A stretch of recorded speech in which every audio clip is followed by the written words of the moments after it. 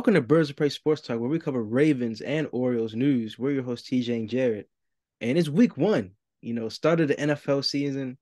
It's what we've been waiting for ever since, February after the Super Bowl. It's been like a long time, man. It's been a Yep. very long time. And, in week one, we start off with a win. 25-9, 16-point win. You know, let's get right into it. I'm gonna read off some of the stats from our offensive players. So we got Lamar going 17 for 22, 169 passing yards, one interception.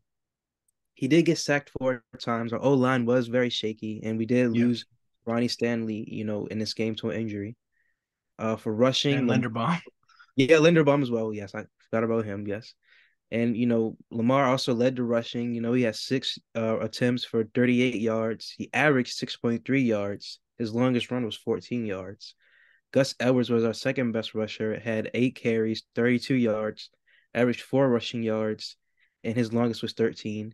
And J.K. Dobbins, who, prayers up to him. Unfortunately, he got a season-ending Achilles injury. He also had 8 carries for 22 yards, 2.8 average. And his longest run was 4 yards. And Justice Hill also had 8 carries, 9 yards, 1.1 average. And his longest was 4 yards. And Zay Flowers also had a run too. Oh, and And Justice Hill had 2 touchdowns, bro. oh yeah, Justice Hill had 2 touchdowns. I gotta get used to doing the stats reading. But on to the receiving. Zay Flowers was looking pretty good. We're definitely getting a return on investment on him. He had 9 receptions, 78 yards. Odell Beckham had a very nice catch, and I believe the fourth quarter, a very over the shoulder catch. A Yep. great pass by Lamar too. Mhm. Odell had 2 receptions, 37 yards. Bateman was getting involved too, 3 catches, 35 yards. J.K. Dobbins had 2 catches for 15 yards. And Isaiah Likely, caps it off with 1 reception for 4 yards. Mhm. So overall, I will say, I'll start off with my opinion on the offense and I'll pass to you. Overall, the offense, I'll be honest, we weren't looking our best, and I understand that's attributed to, we're figuring out this new offense under Todd Monken. Our O line was also very shaky. But honestly, I don't know. Just in the back of my head, I feel like this was the perfect game to sort of be a little bit better offensively. I mean, we're going against a young Texans team. They have a pretty young defense. There's not a lot of guys that really stand out on defense besides Will Anderson. They also have this linebacker Grenard, I think, and Derek Stinley Jr. I'm not sure if he was playing. I was at work when this game was going on, but I got to see some highlights. But I really feel like this was a game where we could have really put the boom on them. Kind of reminiscent to what we did in 2020 when we played the Browns week one. I was hoping it would be that type of game. And, I do wish Lamar, had a better passing performance. I feel like that interception he threw was unnecessary. I feel like he could have definitely got more out of passing. But I'll also, attribute that to the O line being a little bit shaky. But it's just astonishing to me to see how we were very mid offensive wise, and we still eked out a win. And I guess that's just an attribute to our defense, which, we thought wasn't going to be as impressive as they ended up being. So, that's just my take, on the offense so far. I'm gonna pass it on to you. What do you think? Yeah, kind of everything you said was, you kind of were on the head with it. It just wasn't impressive. Like, the ball wasn't really moving down the field very, very early. The best drive was probably the drive of the second half, the very first drive. Lamar was like 8 for 8 for like 64 yards. Like he was just, hitting on all cylinders. Maybe he had like a long pass to Zay, if I'm not mistaken, and I guess there's a few positives to take out of it. Lamar did only have the one pick. I mean, he had two turnovers, I guess, the fumble, but Zay Flowers is probably the offensive MVP of this game. Obviously just held the 2 touchdowns, but Zay was just incredible. He was shifty. He was getting through tackles. He was getting through. He was finding holes like a running back. It was just he was impressive. A lot of his work came on screens, but he did have 2 long catches in the game. But Yeah, I mean the offensive line was very disappointing. I always wondered how much that goes on Lamar for see he needs to pick up extra blitzers and maybe go for more pass protection. Maybe we just didn't have the personnel in the field, for that. So it's like it's definitely gonna worry me a little bit because maybe teams are gonna start doing zero blitz. But the one thing I do hope is that Monken is smart, unlike Greg Roman, and will adjust to um stuff like defensive game plans like that to where we don't have to worry about this the rest of the year. Yeah, Maybe we worry about it for like next week or like the week afterwards, but like I this doesn't need to be a consistent problem. yeah, And you know Lamar's passing wise wasn't great, but I mean it felt like there was a guy in his face like every time he got a drop back. I think the average quarterback would want like 2, 3, 4 seconds to throw the ball. I felt like he only had like one or like 1.5 seconds to throw the ball. Like it was ridiculous. How guys were just getting through on block. It's not like they were getting to the line; they were getting through on block. And Kevin Zeitler had a terrible PFF grade in this game. It's kind of unfortunate because I mean Moses, was getting eaten alive by Will Anderson. So it's like we don't need. And then with Stanley out now and Linderbaum out, we're going to be short offensive linemen going into the Bengals game, and it's like it's just unfortunate, just because I don't know. It's hard to get excited, when there's so many injuries. Obviously J.K. Dobbins is out for the rest of the year, and it puts his career in jeopardy. And you know, I feel bad for the guy. He really had worked his butt off, to get here, just to have it end just so quick. And I don't know, like I was so excited for the year. Obviously I know that Mark wasn't going to play, and Marlon wasn't going to play, and Bowser wasn't going to play, but just all the guys we lost. J.K. out for the year, Stanley Linderbaum out for weeks, and Marcus Williams out for a long time now. It's like we're losing main guys, like Pro Bowl caliber guys, and it's like how are we expected to make a Super Bowl run when nobody can stay healthy? yeah, Like I don't know. It's very infuriating because like this has been a constant issue. I mean, think back to 2019. Like I felt like we were healthy. Like nobody was coming out with injuries. Everybody was healthy. Everybody was doing. And I don't know how much that is attributed to COVID and stuff like that. I don't know if that is something that it caused this type of issue. But it seems like since 2020, the Ravens just can't stay healthy. I yeah, mean, 2020. I can't remember main injuries that year, but I guess like Nick Boyle, Ronnie Stanley, trying to think about who else. I don't know if there was any other main injuries, but um, I think Mark I Ingram mean, Mark, was yeah, too. Mark Ingram, he was coming off the injury, but even the end of 2019, Mark Andrews goes into the playoff game all banged up. Some of the offensive linemen were banged up. Mark Ingram wasn't 100%, and it's Yeah, like we were healthy all year, and all of a sudden we just started getting banged up and hurt, and it's like we weren't fully healthy for that playoff game. Now I'm not excusing that playoff loss on injuries, but it definitely didn't help that our guys were banged up, and it's like 2021 season never even got to get off the ground because you lose JK, you lose Gus, you lose Marcus, you lose Justice, you lose guys weekly, and then by the end of the year, you lose your starting quarterback. And then the yeah, same crap happened in 2022. So then it's like when it's 2021, you can't wait till 2022. And then 2022 is pretty much the same thing, and you can't wait till 2023. And now we're in the same predicament. So it's like it's infuriating because it's like I want to sit here and enjoy a season with all these players, and I'm not mad at anybody. I'm not mad at the players. I'm not mad at the coaches. There's like a lot of this is freak stuff, but it's yeah, like it's irritating. I think we all have the right to be irritated, yeah, and we're not directing our anger at the players. I'm just angry. I don't want these guys getting hurt. And damn well they don't want to be hurt either. They want to be out there making their money and making good plays. So yeah, it's like, I guess we're going to be shorthanded again for another season, yeah, and it makes me mad. yeah. And I remember, through text, you mentioned, the Ravens strength and conditioning coach. Maybe we should look into acquiring a new one, perhaps after this offseason. But, I also do want to point out, at least a positive thing is, there are some candidates that we could acquire, to replace, to sort of take over the role of J.K. Dobbins, towards the trade deadline. I mean, there's Jonathan Taylor, there's Dalvin Cook. At the time of recording this is currently midnight, after the Jets won, the Monday Night Football game. You know, and, Yeah, yeah, and Brees Hall was looking like he never left, and was definitely doing better than Dalvin Cook, so maybe he could be possibly a trade, candidate, when it comes to that, deadline at the middle of the season. So, you know, we do have some options if Melvin Gordon isn't cutting it, but right.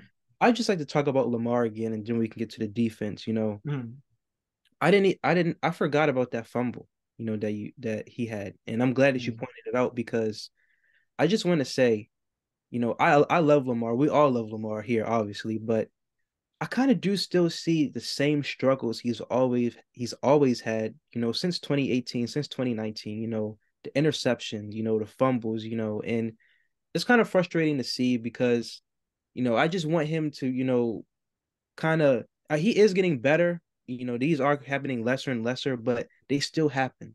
And obviously I just want him to get a little better with handling the ball. Don't fumble as much, don't intercept, don't throw mm, interceptions as much.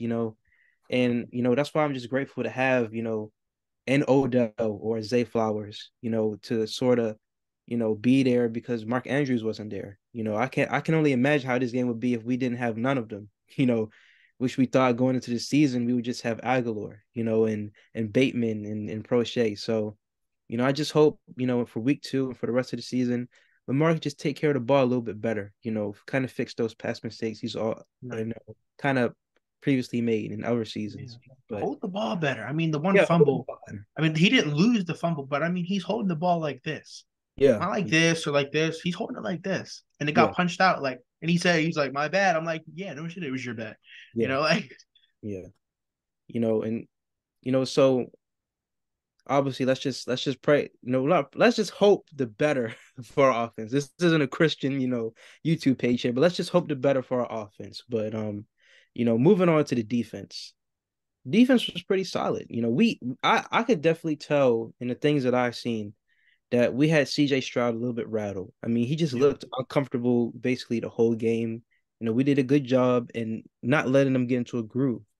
And which I really appreciate because like I said, I feel like we really could have had the opportunity to put the boom to them. This is a rookie team, not much experience, and the defense definitely did do that. You mentioned earlier when we were talking, Brandon Stevens, while he couldn't finish on a lot of plays, he was really hitting them hard. He was really laying the boomstick, and so I just want to ask you, what are your opinions on the Ravens defense in this game? yeah. I'll give my opinions, and then I'll drop some stats afterwards. You know, I was really impressed. I mean, obviously cornerback play could have been better, but I don't know how much that was attributed to Hamilton being a little bit banged up, Marcus Williams being out, and Marlon being out as well. So, the defense looked fast. Like they looked fast. They were getting to the ball. They were getting to the receivers. Like there was no breakaway plays, and I don't know how much of that is just because it's the Texans, but I mean they were getting to the ball, or getting to the guy with the ball fast, and that's what I like to see. No lollygagging, no jogging or whatever. Like they were running, and they were running like to hit. Like Yeah, they weren't giving like these little like easy little soft hits just thrown to the ground. Like they were hitting them hard, yeah, and that's what I like to see. That's what I like to see from a defense, But I mean, there's a lot of other things that I want to talk about when it comes to the defense before I get off some stats is, I know all of it wasn't on the defense, but Matabike, like for example, he had 2 face mask penalties, two, and then Justin, what's his name? Travis Jones. Sorry, Travis Jones had um a roughing the passer call that allowed the Texans to get another field goal before the end of the half, and it's like, you know, it was kind of a ticky tacky call, but you know, it definitely how do I say this? The refs were being flag happy in this game. So you got to be smarter and realize that, it's probably not best for me to touch him, and because he might fall and then like they're going to call it for the passer. Like he didn't mutilate him. He just tapped him or like shoved him a little bit. Like he didn't like push him. He just gave him a little like nudge and he fell and they just threw the flag. And it's like, when you have flag happy refs, you got to be smart. And I saw Harbaugh talking to him on the sidelines and I like that, yeah, like talking some sense, like, you got to be smart here. Like what if that was a difference? Like what if we had lost by 3, yeah, or whatever, what if we lost by 2, or some or whatever, like that would have been the difference. something like that. Obviously a lot of points were probably left on the field from the offense, but I mean, you got to be smarter. So, I mean, do you have any last thoughts on defense before I get to these stats? I just want to point out, Roquan, he was involved in, 16 tackles, eight himself, and he assisted with eight. He's been doing very well as the leader of this defense. And, he started off right where he left off last season, and I just can't wait to see what he does moving on. I feel like he has a case to be defensive player of the year. I feel like he's up there in the caliber of linebackers, defensive players. So, I'm just happy to see what he does leading this defense. And obviously we'll get Marlowe back. We'll get Marcus Williams back. He might be out for most of the season, but I'm expecting him maybe around week 15 or something like all the way at the end of the season to come back. But I'm just hoping that Roquan really pulls these guys together. Yeah. So speaking of Roquan, like you had said, he has 16 total tackles. 8 of them were solo. He has a sack and 2 tackles for losses. And he did get 1 QB hit. It doesn't say he has a pass deflection, even though he clearly did. So I don't know what that's about. Our second leading tackler is Brandon Stevens. He has 12 total tackles, also 8 solo tackles. So that's kind of impressive. Patrick Queen was flying around the field. He had 11 tackles, 3 of them were solo. He has a sack, a tackle for loss, and a pass deflection. He did get a QB hit as well. Ronald Darby making his Ravens debut. 7 total tackles on 6 of them were solo.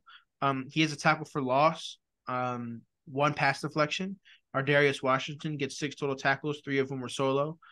He does get a sack, a tackle for loss, and a pass deflection, and a QB hit, obviously a sack. Marcus Williams, before he leaves with injury, he gets 4 tackles, 3 of them were solo, 1 pass deflection.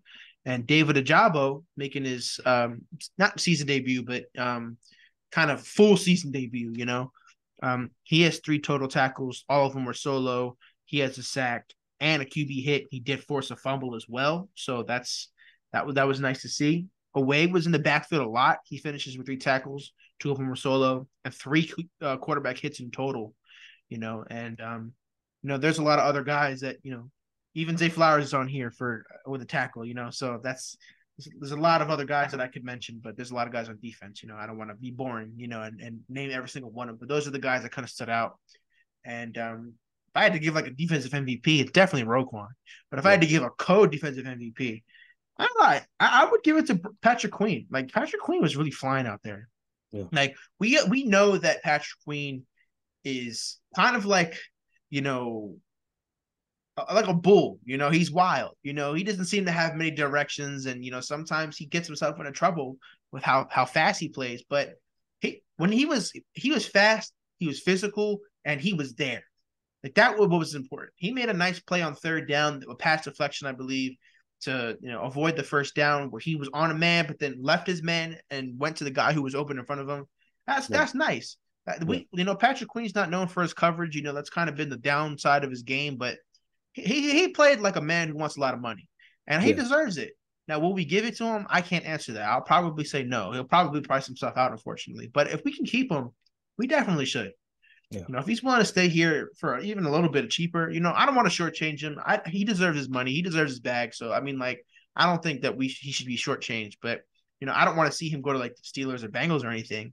I don't think he'd go to the Bengals. But, he might go to, like, Saints or something, close to Louisiana or whatever. But we're gonna have to see, but I really hope Patrick Queen's a Raven for the next few years. I love the freaking Patrick Queen and Roquan Smith combination. Those two are amazing, together. And we haven't had an elite linebacker probably since like Ray, and not to shortchange CJ Mosley. CJ Mosley was good, but he was terrible in coverage. And we needed a coverage linebacker, and we got that in Roquan. That means Patrick Queen can go ahead, just be a beast, and be physical, be wild. He kind of had to contain himself in a way, being a coverage linebacker, because he's like, I can't overshoot it, I can't undershoot it. Like I got to play my position, and he did a good job, in this game. And, I expect to continue to see growth in his game. He's grown over the last 2 years. I don't think he had a great 2021 season. He wasn't fantastic, but he had a great 22 season. And so far, his 2023 season has been great so far as well. Yeah. And I will, kind of shifting back, more so to the offense.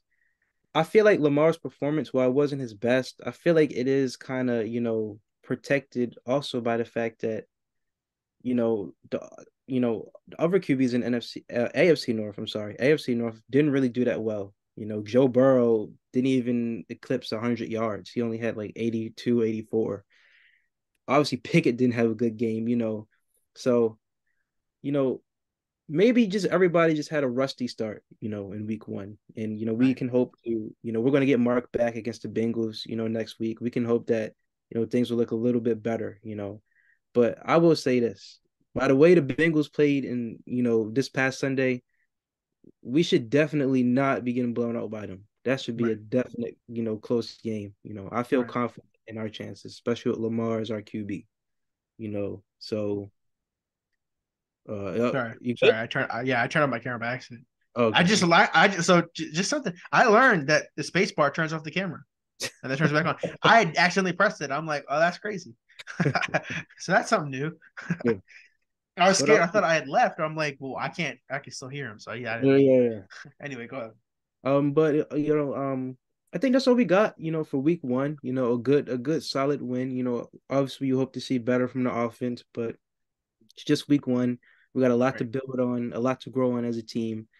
And we still don't have our full team. We still got to gel with what we're rolling with. So, Right. so I kind of want to do a little bit of a like I guess a preview oh yeah, of yeah, yeah, Ravens yeah. I versus was gonna ask that. Bengals. I was Yeah. gonna, Okay. So go yeah. ahead. Do you have any last things to say about week one's game?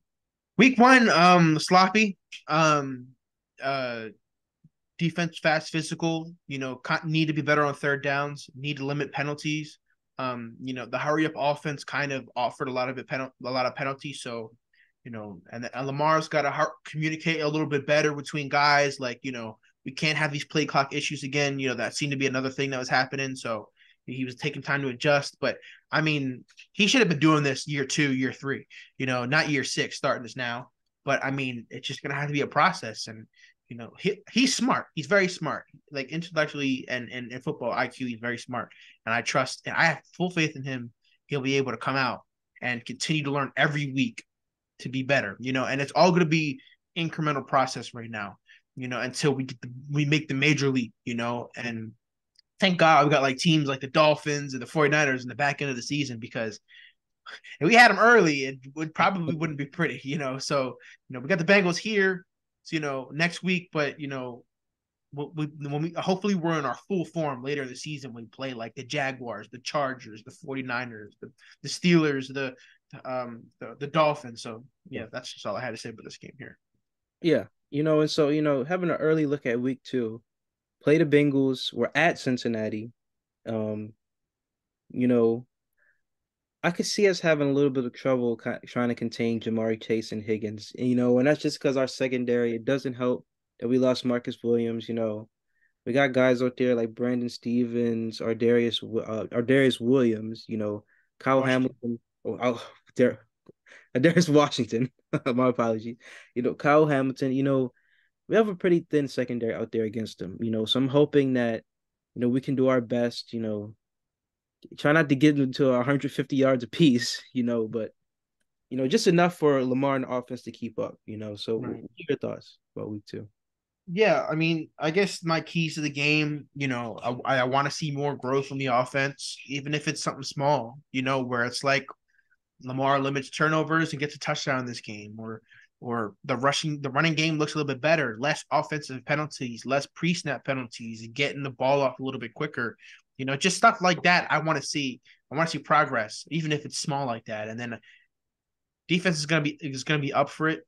I think we have the benefit that Joe Burrow hasn't had a training camp. He hasn't had a chance to really, you know, really work out. Ever since his calf injury. But honestly, watch that Browns tape and do whatever they did. You know, honestly, at this point, like I know we may not have enough star talent, star power. I'm trying to say to Mhm. maybe do what the Browns did, but I mean, I guess my main thing would be kind of sit in the zone and hopefully Ajabo, Metabike, Owe, Jones eat in the trenches, because we're gonna need a big game from them. Oh yeah, Burrow, it seems like when you get into his head, you get into the pocket a lot, or get past the offensive lineman. He seems not to be his best when he's under pressure. Now I could be wrong. He has made a lot of good throws, when he is under pressure, but when it's constant over and over and over again, you kind of get to the psyche of a player, and we need to a lot of the game could be mental as well, so we're gonna need to take care of business that way. And I think I said already, limit penalties, play smart, play fast, play physical. It's going to be a nasty game, probably.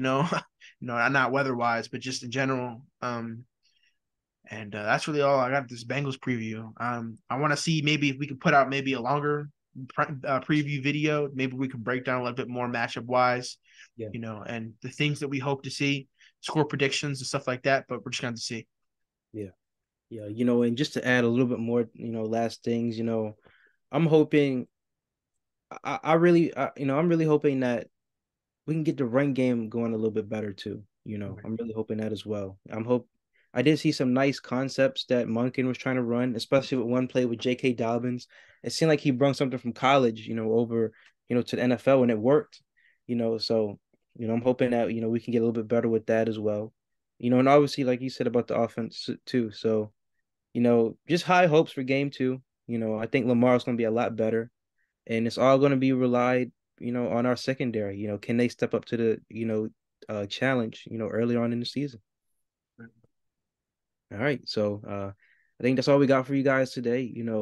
We're recording this midnight. So have a good night, good morning whenever you see this. Please check out our social medias, our Twitter, TikTok. We also have another channel called Casual Cinema. We will be posting a review on there soon, possibly a flash review. Just support us however you can. We're grinding. We're gonna get this Ravens content out for you guys. We're gonna try to go to games, get some vlogs out.